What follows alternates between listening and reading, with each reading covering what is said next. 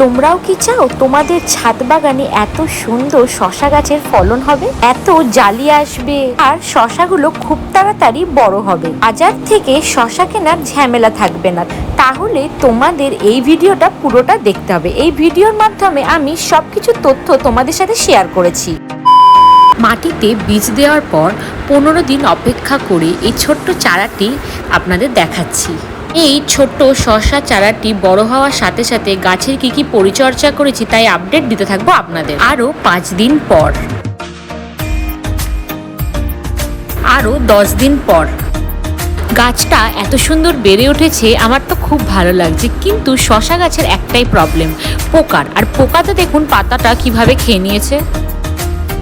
আরও 15 দিন পর দেখুন, আরও 15 দিন পর গাছে কিন্তু ফুল আসা শুরু হয়ে গেছে আর গাছটাও খুব সুন্দরভাবে বেড়ে উঠেছে। আমি একটা ছোট্ট করে মাচাও দিয়ে দিয়েছি।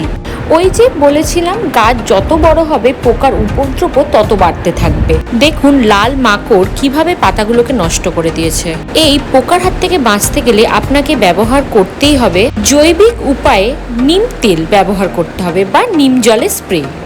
আমার কাছে পোকার উপদ্রব বেড়ে গেছিল বলে আমি 3 দিন অন্তর অন্তর ব্যবহার করেছিলাম। আপনারা চাইলে 7 দিন অন্তর অন্তরও ব্যবহার করতে পারেন। আরও 3 দিন পর আমার নজরে এলো জালি পড়তে শুরু করে দিয়েছে। এই রকম ছোট ছোট জালি সারা গাছে দেখছি অনেক কটাই পড়েছে। এই সময়তে আমাকে খাবারের ভাগটা একটু বাড়িয়ে দিতে হবে।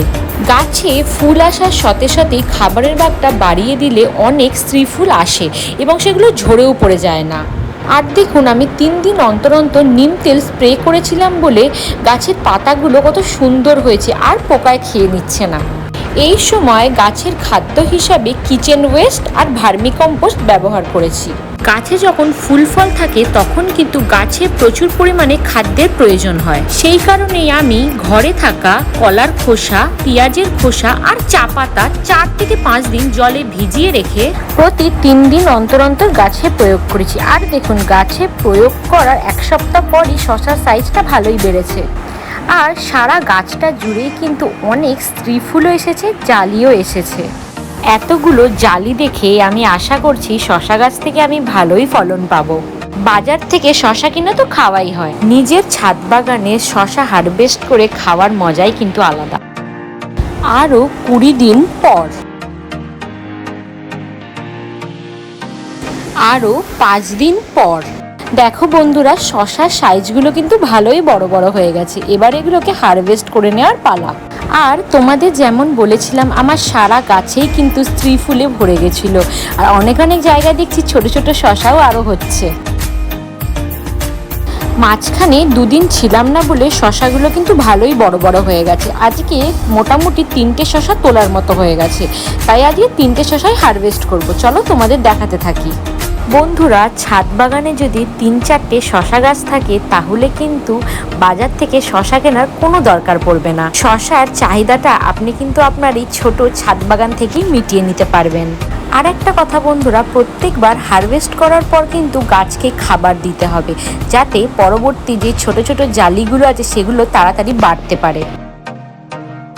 মাঝখানে 2 দিন শশাগুলো তুলতে পারিনি বলে দেখো একটা শশা একটু হলুদ হয়ে গেছে। ভাবছি এটাকে কেটে দেখবো যে ভেতরটা কি পুরো বুড়ো হয়ে গেছে না ঠিক আছে। মা কাটতে বসে গেছে, চলো তোমাদের দেখাতে থাকি। সত্যি কথা বলতে বন্ধুরা, যে শশা গাছের জাতটা এতটাই ভালো যে শশাটাকে দেখতে মনে হচ্ছে বুড়ো হয়ে গেছে, বাট দেখো এত সুন্দর, খেতেও খুব ভালো ছিল। তাহলে আর অপেক্ষা কিসের? তোমরাও চাইলে তোমাদের ছাদ বাগানে এত সুন্দর শশা গাছ লাগিয়ে শশার ফলন পেতে পারো। আমার ভিডিও ভালো লাগলে লাইক করো। টাটা।